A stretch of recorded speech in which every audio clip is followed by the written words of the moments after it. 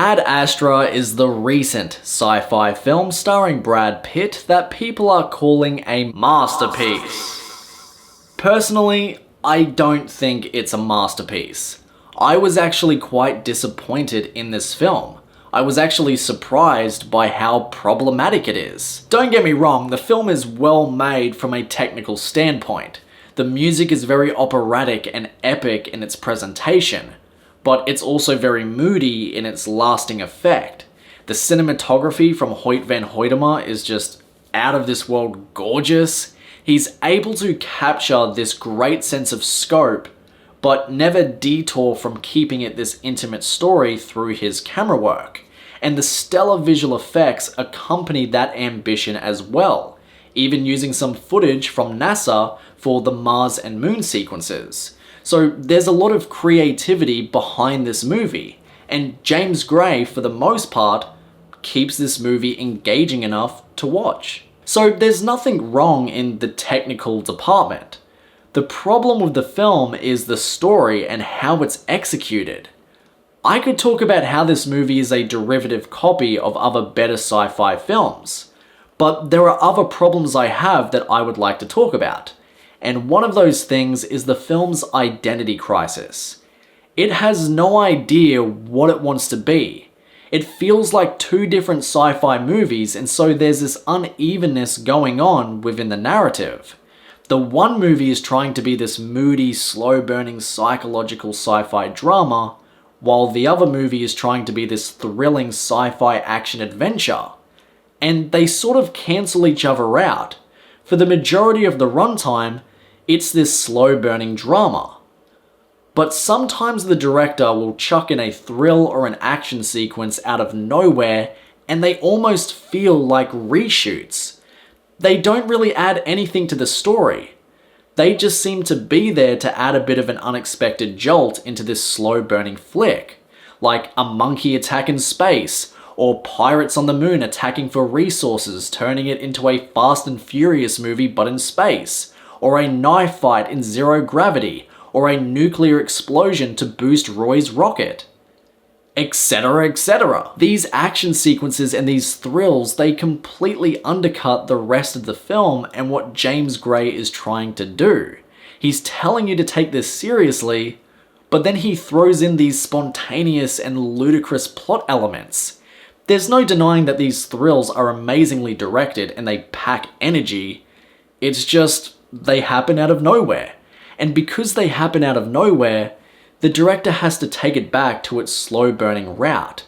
And this, evidently, brings the movie to a halt. And it takes a bit for the director to find that groove again, which he eventually does, but then that cycle repeats again and again. It also doesn't help that some of the dramatic beats aren't written to the best degree. I mean, the side characters only exist to help Roy get through certain obstacles in the plot, or to give him some form of exposition. They're completely underused in this movie. They're supposed to be a part of Roy's emotional journey, but that emotional connection is lacking, and so they just feel like conveniences within the plot. Liv Tyler, who plays Brad Pitt's wife, she's just there to tell the audience that Roy is distant because of his work. She doesn't impact the story at all, and that goes for some of the other side characters. But the main character Roy, played decently by Brad Pitt, is the only focus of the film. Through this character, we get the thematics surrounding broken masculinity, emotional repression, and how we are heavily influenced by our parents, exploring Roy as a character through his relationship with his father. And just like his father, he is very cold and distant, which is intended as a starting point for the character to go through this growth in his journey. And the director gets Roy's character arc across in a very clean and in-your-face way, so you understand what he's trying to get at with the character and the themes that come with the character. But I never felt it on an emotional level, because the film has an over-reliance on voiceover narration. And sometimes that narration points out the most obvious within the story, or explains how the character is feeling in a situation, even if it's telling us right there visually, or showing us through those psychoanalysis tests. It just feels very cheap. It also never feels like it's getting into the depth of the father and son relationship, but just explaining it without any actual weight behind it. And I know it's trying to be this sort of meditative process of thoughts for the Roy character because this is his story, this is his journey, but the voiceovers deflate some of the emotion that the director is trying to get out of the movie, especially in the climax. Honestly, the movie feels like a product of studio interference, because there are certain things in the film that are at odds with each other. Whether it's the slow-burning, serious, moody, drama, sci-fi aspects that are mixed in with the ludicrous plot action thrills, or the fact that the movie has drama played out in front of us, but then a character explaining that drama over the top of that. It just feels like there are certain things that are at odds with each other and they're clashing together. I wouldn't be surprised if there was some sort of studio interference, because the movie did get pushed back a couple of times, I think. So it would make sense. And it probably sounds like I'm full on hating this movie, but I'm not. As I said earlier in my video, there are a lot of aspects in this film that are amazing.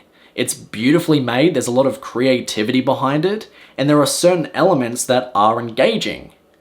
But overall, it just doesn't hit that home run because of its story and how it's executed. So yeah, that's my problem with Ad Astra.